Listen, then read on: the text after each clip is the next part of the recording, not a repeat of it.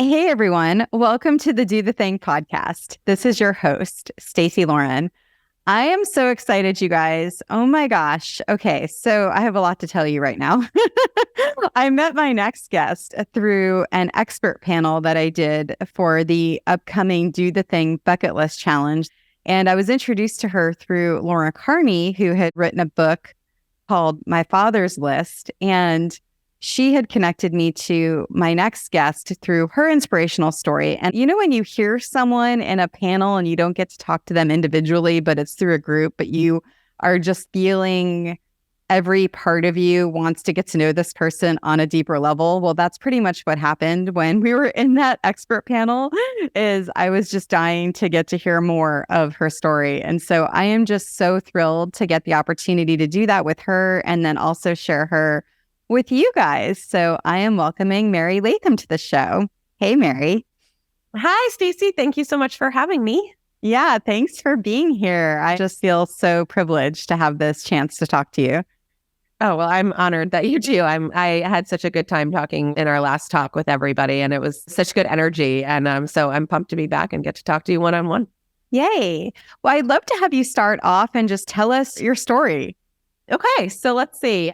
In October of 2016, October 29th, 2016, I decided to pack up my mother's old Subaru and hit every single state, all 50 states, to compile stories of acts of human kindness.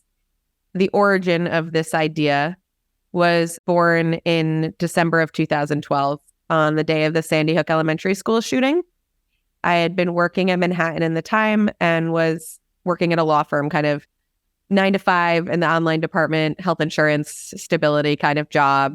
I was doing photography on the weekends and also nannying for a few different families just to kind of hustle and afford your shoebox apartment in Manhattan. And I was just getting to work the morning of the Sandy Hook shooting and opening my computer and kind of reading all the news like we all were that day, being absolutely horrified.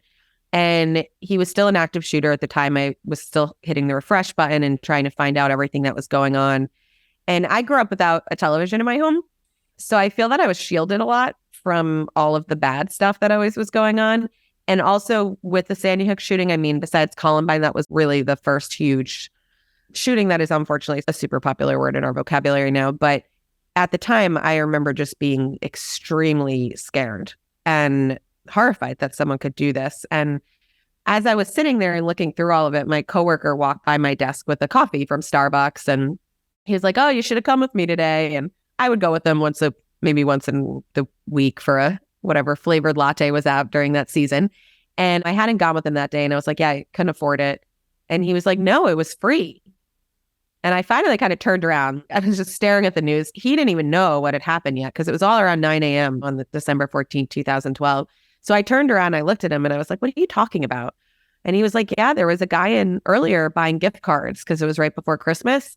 And he bought an extra card for $100 at the end and said, run it out on everyone in the line behind him." And my friend that I worked with was one of those people. And he had just turned 30. He was going through a divorce. He had lost his mother that year to cancer. And he had back surgery coming up. And I just remember it was not his year. And he was such a positive, happy person. And he had just been down lately. And I can still see his face. He was glowing about this free $4, it's probably $10 now, coffee from Starbucks that he had gotten because of a stranger. And it was just so cool to see. You always hear stories like that, but I had never really directly been impacted. And he walked away and I called my mom and I told her the story about it quickly. And then I immediately switched over to the shooting because she was in the home. We grew up with no TV, and I was telling her all about it and how could this happen and how is there so much bad out there and how am I going to babysit tonight without crying on this kid. The kid was 6 years old, which was the age of most of those children. And so my mom kind of was listening to me go on. And then she politely interrupted and was like, "Mary, you got to remember that other story you told me first. There's always going to be tragedies and horrible things that will inevitably happen in our lives and in the world, but there'll always be more good out there if you look for it." And so that conversation kind of put more good into my mind. It started as a little Facebook project and I was collecting stories. And just about 11 days after I launched that little website with a friend and was asking people to send stories, my mom ended up in the hospital. and she was supposed to just have a pretty easy procedure, but something went wrong and she ended up passing away at the end of that week. So we had enough time to get all of our family, I have a pretty big family, in that waiting room and able to say goodbye to her. But it was kind of in that waiting room that I realized there's nothing in here. And it's such a horrible time. And I felt so fortunate and lucky that I had a big family, and my parents had been married for almost 40 years and we were all together supporting each other. But there was a couple in there that was divorced and they were in a fight and their 30-year-old daughter was dying. And there was a guy in there alone. And it was just such a hopeless room that everyone was about to lose a person they loved. And it just felt so lonely. And so I thought, well, what if I expanded this instead of just making it a little silly website? What if I went out and collected these stories and made a book to put in these rooms? So that's what I did in 2016. When I was finally ready, I packed up the car and I took off and collected stories for 3 years and 31 days.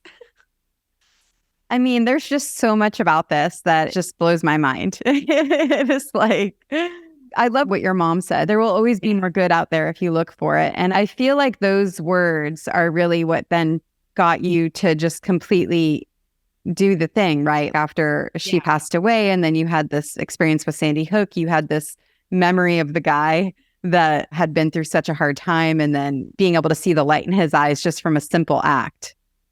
Yes. And I think also not only to just do the thing I did, but I think that her words were what I realized. I was so focused on, like we all are, doing the thing, whatever that beautiful, bright thing looks like, which was there's more good out there. But those last 5 words, if you look for it, were really the most important ones that I had to remind myself every single day, because there were so many hard days and there were moments that you felt defeated and you couldn't find any good, but you really have to look and dig it up if you wanted to work. And so I think that was kind of my realization later. The whole, if you look for it, is really the biggest thing. And it's in all of our lives, whether we're getting in a car for 3 years like a lunatic, or we just want to have a more positive outlook and feel better about the state of the world. It's a choice that we have to personally make every single day and look for the positive things and search and kind of, there's so much access to the bad. Right. So it really is. It's like this conscious decision to hunt the good instead of just looking at the news or whatever negative things that are getting thrown at us. Yeah. And it's interesting because I had with Sandy Hook, when that happened, I ended up getting involved with this organization called Kids for Peace. And then I helped them with the Great Kindness Challenge through all the schools. And so it's incredible when you can take an experience that is just horrifying, but then being able to just find something that you could do that's good about it. And it sounds like that's really what you were able to do. Yeah. And then really it was all the stories too, because every story I collected was coming from, not everyone, but probably 95% of them was coming from a dark place, some tragedy, losing a child, losing a spouse, losing a best friend, losing their legs. It was some type of loss or darkness that they had to go through to get to the beautiful thing they end up creating. And then that was what I would highlight, whatever nonprofit they set up or all these other things. It was kind of like how we get through the bad and keep moving forward, as opposed to what I thought the trip would be, which was more like, someone bought me a coffee once and it made my day. It was like, my child died and I created a scholarship and I've sent all these kids to college that would have never been able to afford it now. So to not be naive to the fact that there is still bad out there. I mean, people would think like, oh, you're like on this beautiful trip collecting stories of rainbows and unicorns and sprinkling kindness around America. And it was like, no, I was at war, it feels like, and trying to create this, I don't know, collect these army of do-gooders and figure out how they keep going forward too, because we're all kind of trying to figure it out every day, even if you're a super positive person. It's work. And so just really shedding a little bit more light on all of these people that don't get highlighted because it's a nice story instead of a dark, gruesome car crash that makes the headlines. Yeah, I'd love to talk about you packing up your car, or your mom's car, and you kind of doing that. So you basically were inspired. You had been doing the website. You decided to take it one step further. Where did that idea even come from that you were going to pack it up and then travel the country and do this? So I definitely had this idea in the hospital that week. I was trying to tell my mom that I was going to do something to honor her, even though I'm not really sure if she was conscious enough to understand all of it. But I knew that I wanted to figure out a way to honor her. I knew that I wanted to collect positive stories. And I just had this idea in my head. I'm from New York. And for some reason, there's always those certain states that get made fun of. So we're always kind of harsh to New Jersey. I don't know why, but we call it like the armpit of America or something. There was always these silly phrases that people say about other states, or they have these assumptions about other states. And so I think that to me, and this was before our country was heading in the direction it was when we hit 2016, I could tell that it would be cool to collect stories from every single state just to show that there is good everywhere. And so I had that idea, but I definitely needed a moment to gather myself and prepare to take off and do it. So I actually moved to St. John in the Virgin Islands right after my mom had passed away. A friend reached out and she said she lived down there. She was working on a sailboat at the time. And so she said, I'm down here. You could do your photography full time. You wouldn't have to have all these other jobs. You could do some hiking, clear your mind, just kind of hit a restart. And you could have a place to live with me and my friends. And I kind of just like laughed at her at first. I was like, is she serious? I have 3 jobs in New York. My dad's falling apart. My family is here. Mm-hmm. I lived with my 2 best friends since preschool in New York City. How am I going to leave? And I actually went to a happy hour the next night and I met up with this girl and we were talking and we were like acquaintances. We weren't that close, but we were friends. She had just been at my mother's funeral a few days before. And she was going on and on about this Tinder date that she had gone on and how the guy wasn't calling her back and she couldn't believe it. And what is the chances? Everything bad always happens to her. And she's so unlucky and her life is over because they had this connection on this one date for 2 hours. And I was like, you freaking serious? Like quietly in my head was thinking, are you serious? I just buried my mother. Tell me more about the guy that you hung out with for 2 hours that isn't calling you back and how your life is the worst. But I didn't. I just bit my tongue and was like, I'm so sorry that happened to you. That stinks. And then I went into work the next day like a robot and booked a one-way ticket to the Caribbean. Wow. It was just like, I knew it. It was that moment where it was just, I just can't. And I have to do this. Environment, it felt. New York is one of those places you love it or you hate it kind of feeling. So like, moment, I was like, I cannot be here right now. It's not the right place for me. So I did it in enough time where I gave my job plenty of notice. I mean, I had where I got myself out of New York City. I finished that job. I went home and helped my dad through Thanksgiving and Christmas because it was our first ones. And then I left the day after Christmas and flew there. And it was terrifying. I mean, I didn't know anyone but that one girl. She was going through a lot when I first got there. So that was a lot. And people hitchhiked everywhere. So I was like, what? There's no way I'm coming from New York City that I'm getting in a stranger's car right now to get murdered.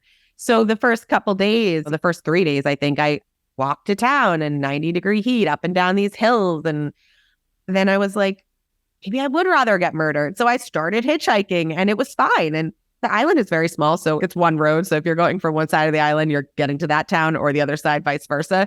So people don't mind. They're just dropping you off in town at the roundabout. So I started hitchhiking and it worked out. And I kind of just figured out my grounding. And I don't think it would have mattered where I was. I think I had a lot to figure out and heal anyway. Yeah. So it was a distraction to put yourself in a completely ridiculous environment, which it felt like. But it was really what helped me get into the car and trust strangers more because I literally was doing that when I was in St. John hitchhiking and it was working out. And so after I had done that and then I got back home and kind of started figuring out what this plan was going to be, I kept thinking, well, I'm a wedding photographer, so I have to wait till the season's over. But then there's the spring season. Am I really ready? Do I feel healed at all? No to all of those things. I was so not ready. And then I realized I'm never going to be ready. I'm always going to miss my mom. I'm always going to be sad about it. There's always going to be work to be had. You can push and push and push the date that you do the thing. But at the end of the day, you just have to start. You just do it. None of us are ever ready. You just kind of have to figure it out as you go. And so I just picked a date, October 29th. There was literally no significance to that date. And I wrote it on the calendar. And for months leading up to that, I just planned like, no matter what, that is the day I will leave. And then the day comes and I break a tooth. I have to rush to the dentist. There's all these issues. my dad's like, why don't you just go tomorrow? I was like, have to go on October 29th. So my ferry was delayed, but I went that day because I knew in my head it has to be today. Okay, so you're in the car and you go to your first house. What is that like? So the first place I stayed was in Niantic, Connecticut. And I remember the girl reached out to me on Facebook on Messenger, and we weren't connected. So I didn't ever see the message until months later. So I had said I was going to do this project, and then I made a little video about it. My friend helped me make it. He took a little drone footage of my mom's car driving over the causeway in our town. And I explained, this is what I'm setting out to do. And if you have any friends or an old coworker that lives in Pennsylvania, or an aunt that lives in Texas, or anyone that lives anywhere in the States, let me know. And so she reached out right around that time. So it was a month before I was going to be on the road. And I finally saw it and opened her message. And I was like, I'm so sorry I didn't even see your message, but I would love to stay with you. And she was like, that's great. Maybe we could jump on a phone call and just make a plan. So I called her a few days later, and it was like, I remember her saying at first, she was like, oh, do you have any dietary restrictions or anything like that? And I was like, yeah, I'm gluten-free and vegan. And she was like, oh. And I was like, I'm joking. There's no way I could do this road trip if I was, unless I was feeding myself the entire time, which I was not. But it was just like, she immediately was like trying to figure out all these different things. She's like, my husband's going to make a steak dinner, and we're going to invite some friends over. Maybe they have some stories. Can I help you connect to anywhere to figure? It was just such an exciting call because it was the first one. But anyway, when I got off of the phone call with her that day, I remember being so pumped up. I was like, oh my gosh, I'm doing this. And I have my first host lined up, and it was so exciting. And then I got to her home, and she had a sign that said welcome in the guest room. And she had a little gift care package of water and granola bars and stuff. And they made this delicious dinner, and their friends came over and shared some stories. And I had reached out to the local coffee shop and said, because I had no idea how I was going to collect my stories or do anything. And so I reached out to them, and I explained what I was doing. And if there's any way I can put something on your Facebook page, or just so people know, hey, this girl's going to be here. If you have a story to share, a moment of kindness in your life, let's connect. And the people wrote back to me the day I was leaving.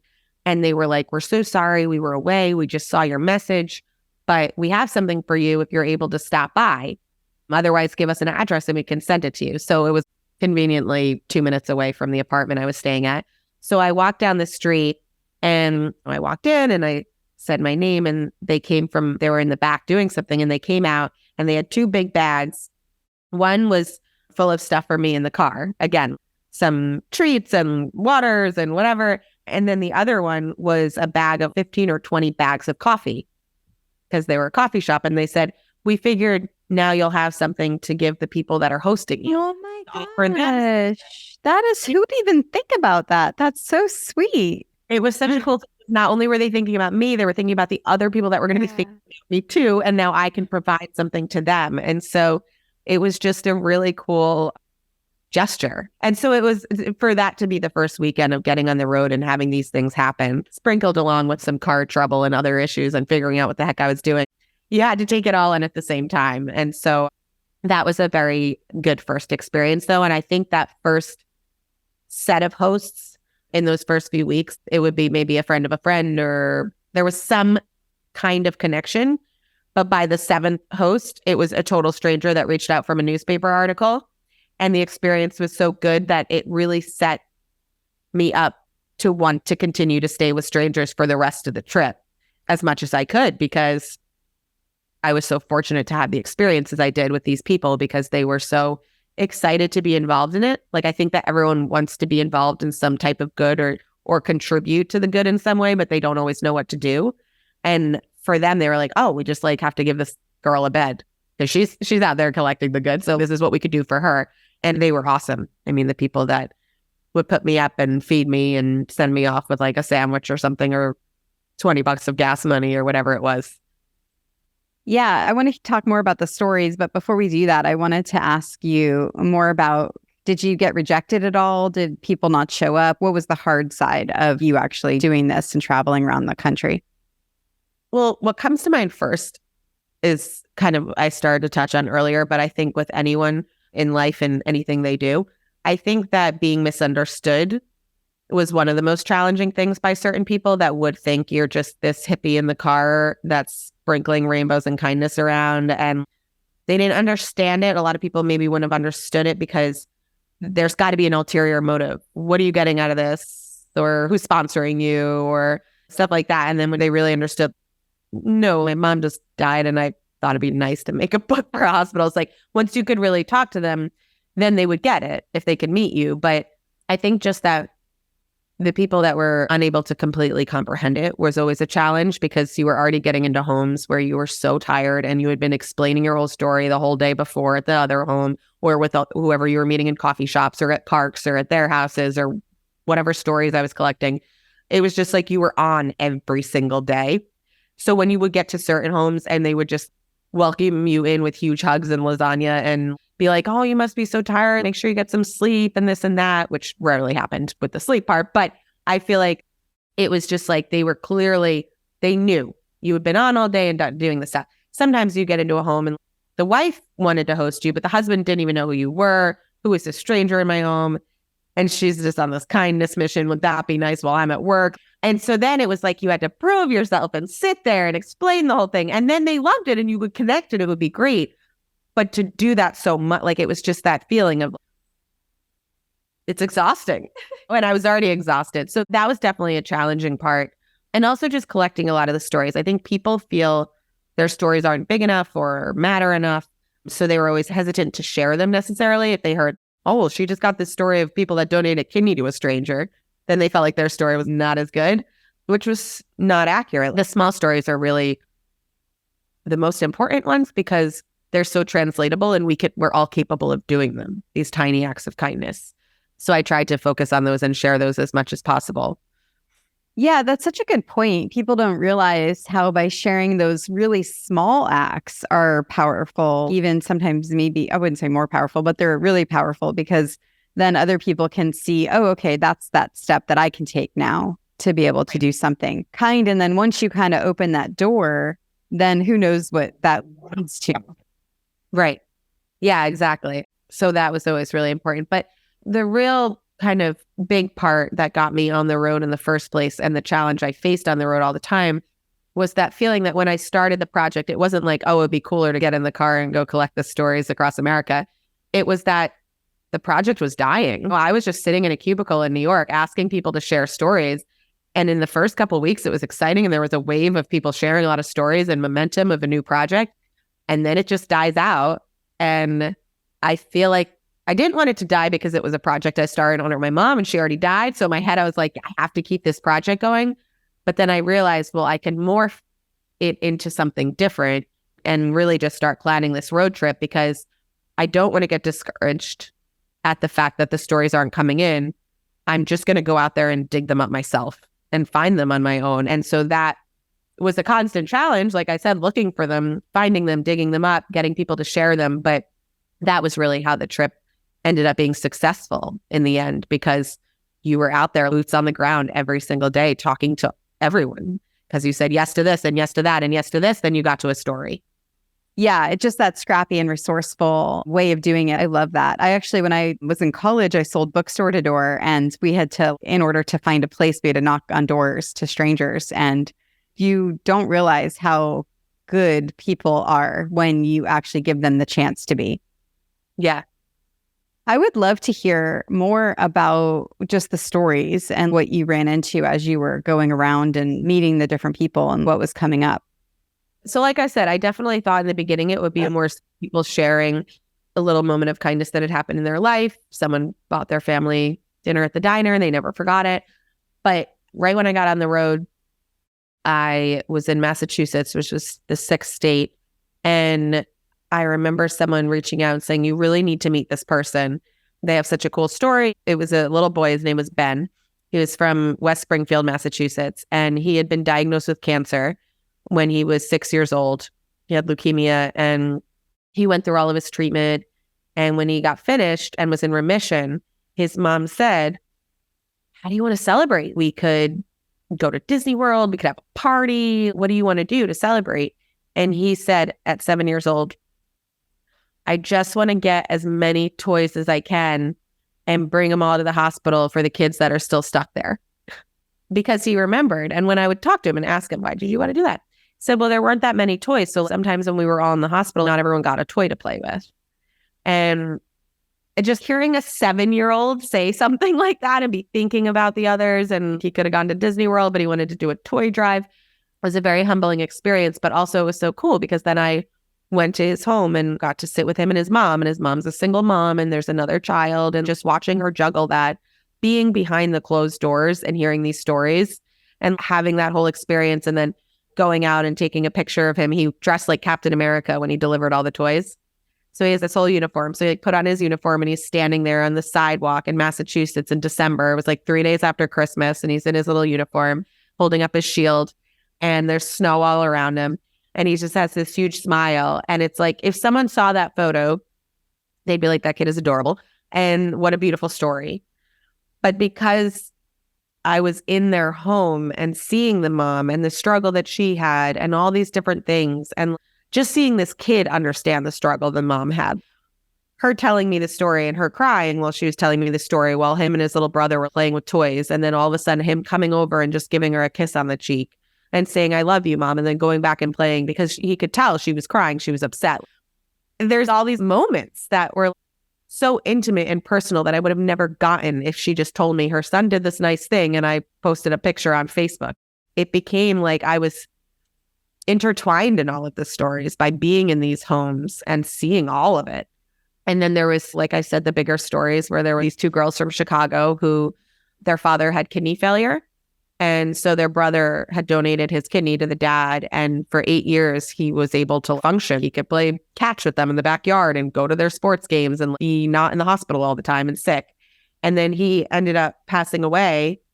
And so both sisters decided to donate a kidney to a stranger in honor of their dad because they saw how much life quality he got from his kidney. And so they did that. And the week they did that was when I heard about them, and I met them in the hospital, and we're in the hospital room as the other one had just done surgery the day before. And the one sister got out 2 hours ago. And I'm in the room with the mom and the brother and them in this extremely intimate, important moment of their life where they just gave life to someone. And I'm sitting there in the room with them. So like I said, the stories were just so intertwined with the journey at that point. And to just be able to experience them in such a way where you were really part of it made it so special. And also made it feel like, how am I ever going to explain this to people? Because it does feel challenging to really describe it exactly as it was. And then the smaller stories, as I said, there was one of my favorite ones that I shared all the time was a woman who was a bank teller. And she was working one summer, I think it was on Block Island. And she was probably in her 20s and she was having a really bad day. And it was visible on her face that she was upset. And another woman came in and was taking money out. And she looked at her and she said, are you okay? Are you doing okay? Is there anything I can do for you? And the bank teller was so embarrassed. She was like, oh no, nothing some M&Ms won't fix when I get out of work later, and made a weird joke. And the lady laughed and left. And then 30 minutes later, the lady returned and she slid a bag of M&Ms under the window to her and left. And she was like, I never saw her again. I swear she was an angel. I never saw her in the bank again, but I never forgot that story. And I told my kids and my grandkids, and she was like 60 now. And in the beginning of my trip, I thought, maybe she stubbed her toe on the way to work or her boyfriend broke up with her. But as I continued my journey, it was like, her aunt could have been diagnosed with cancer that week, or someone died in a car accident in her family. You just don't know what everyone's going through. And that's why these tiny little moments can be so impactful, and you can be providing them. We are all capable of buying a bag of M&Ms. And so that's why that story was always one I wanted to share the most, because the kidney people are amazing to me. I don't know how they do that, but the M&Ms is translatable and it's something we can do. So yeah, it was really a range of different types of stories, honestly.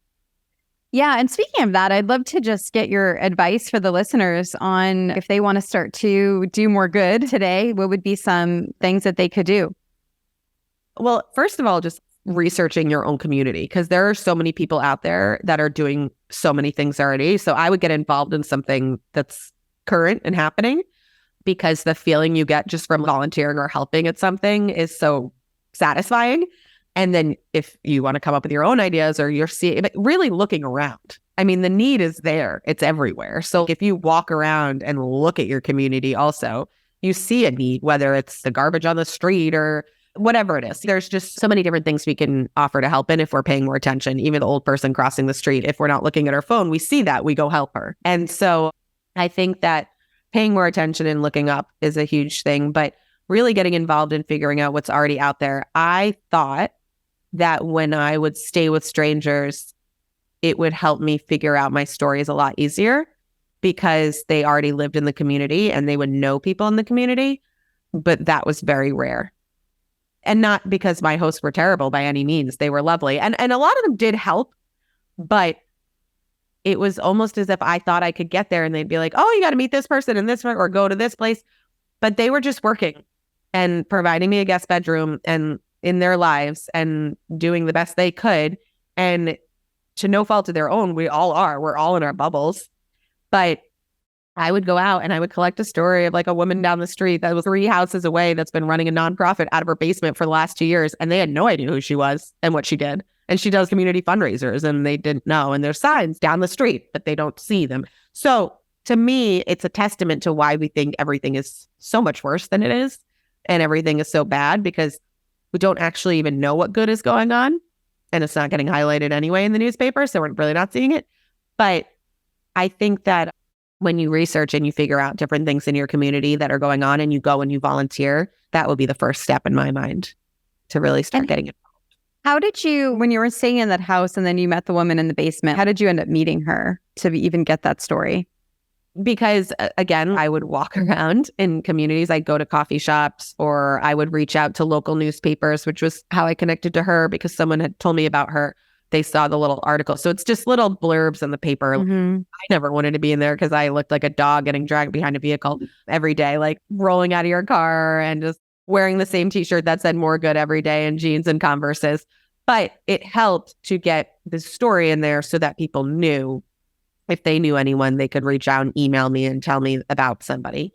But yeah, I think it was a lot of word of mouth, a lot of just walking around into different shops, wearing the uniform helped because people would be like, what is that? But yeah, it was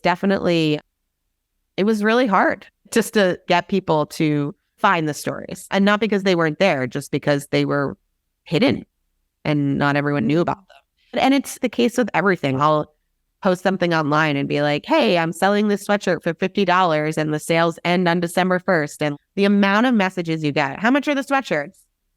Can I still buy one? It's December 2nd. No one reads anymore. Yeah, it's true. So that was a big thing with everything. So yeah. What would be a way to open the conversation as you're in these communities and getting people to tell you their stories? Well, I would usually say, I'm traveling across America collecting stories, acts of human kindness, and then I would share a little bit maybe of some of the stories or types of things I'm collecting. But I think really the biggest thing that I notice with people and how to engage with people is just a lot of eye contact and smiling. People don't smile as much anymore. And I feel like there's something very comforting about when you're trying to talk to someone and they're smiling. It's a comfort to me. Like when I do speaking events, I'm looking in the audience for the one person that's smiling at me and reacting to the stuff I say and using her or him as a baseline. I'll scan the audience, but I always come back to them to see how they're reacting because it's so comforting to me. And so I think that was a huge part of the trip, sitting down and starting to talk to people, making the direct eye contact and smiling was allowing them to know she is listening and she is interested and not immediately bombarding them with a ton of questions, but just kind of sitting there in the silence and letting them figure out what they want to say or what are they trying to say, which is hard for me because I'm the youngest child. So it's very hard for me not to be talking. But as much as I could from advice from a friend, I tried to just sit and let those awkward silences be okay because they're awkward for me because I'm so used to all the talking all the time. But for them, they're actually thinking and kind of coming up with what they're about to say. And the second you start talking about something else, now that's lost and they're answering the new question. And so it was more so almost journalistic interview tactics that I was trying to use when I would talk to people instead of some elevator pitch I was giving them. Yeah. Oh my gosh. So when is this book going to come out? Do you know? On Friday. some Friday. I love that. That's great. People would always ask me when the road trip was going to be over, and I would say on a Friday, I love ironically, that. Saturday, so that I didn't even get that right. But I think that, yeah, so I've been writing the book, but it's 2 books. So the book for the hospital waiting room is more of a coffee table style book of shorter essays of the stories. Uh-huh. And then I'm writing my own book of kind of life since my mom died. And so I'm writing them at the same time to kind of remember things as I'm going, which has been great and way more work at the same time. And I actually have been working with a writing therapist, which I didn't even know existed. A woman told me about her that I had met on my trip, and she had found out that her father was not her father years after he had died, and it completely affected her entire life. She found out that her mom had used a sperm donor. And she said that she was working through this and she was starting to write through it. And she had been told that she should connect to this writing therapist, and it had been really helping her because she wanted to tell the story, but the emotions were so heavy. And every time she tried to sit down and start it, she would get blocked. And I was like, this is exactly how I feel. What is a writing therapist? And may I have her number? And so she connected me to her.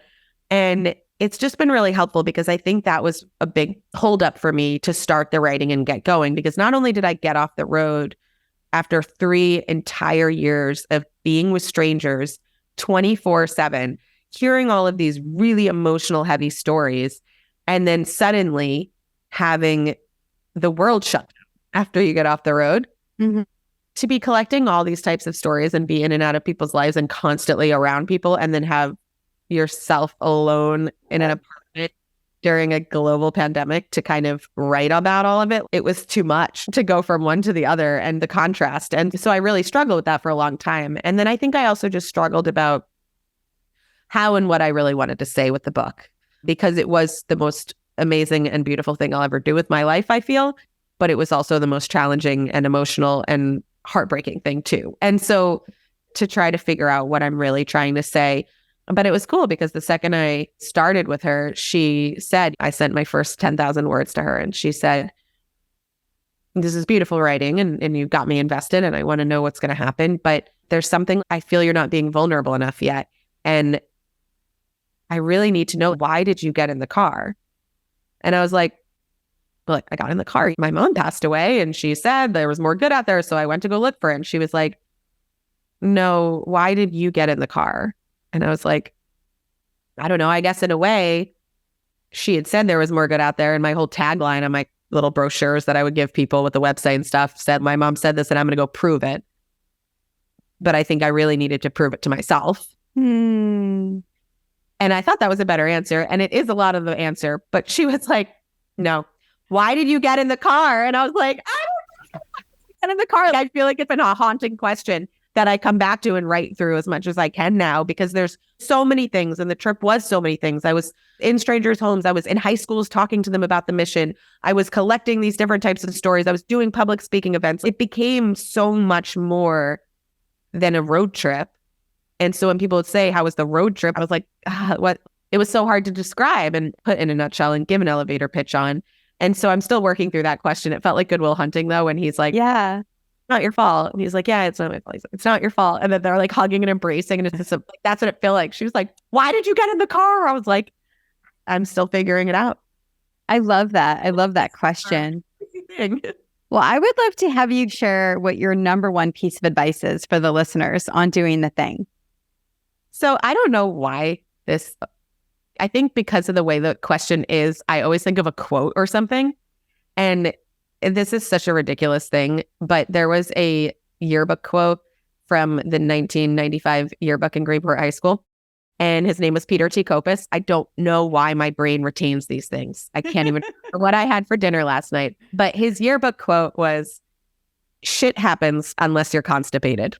And I don't know why, but that quote has led me through my life in a weird way. A, I think it's hilarious. B, it's true.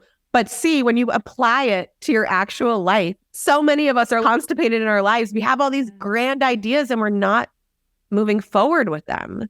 And we're not getting it done. And shit is going to happen no matter what, in a way. But if you don't get out of your comfort zone, if you don't break out of the box, you're always going to wonder what if. And it's never a bad idea to go for a dream. Either it doesn't work but at least you try. Otherwise, you sit there with all the things you didn't do at the end of your life. And I feel like it's just, I don't know. But anyway, it's such a ridiculous quote and it's not even advice. But I just think that taking the chance to break out of the comfort zone and just live a life that you would be proud of and live a life in honor of the people that couldn't. I feel like everyone has had someone in their life that has inspired them in some way that has passed away now. And so kind of trying to live it in a way to honor them and just do as much as you can while you're here with what you have. I'd love to have you share with the listeners where they can follow along with your story and eventually get the book and all the things that you're doing. Yeah, so my website and Instagram and Facebook are all at More Good Today or moregoodtoday.com. And so I post some stories and updates there. I've created a nonprofit now and been doing small fundraisers just to kind of keep the active part of More Good alive while I'm just sitting and doing the writing. And so, yeah, More Good Today. Yay. Thank you so much for coming on. This was absolutely incredible getting a chance to talk to you about your story. There's just so much in it that I think people can learn from you being able to connect with others that anyone has the opportunity to be able to do in whatever way that they can. And then how the doors open as you move through it. And then also being able to connect back to your mom. And it's just, there's so much in it that I think people can learn from. Oh, well, thank you so much. Yeah, it's been a very beautiful journey.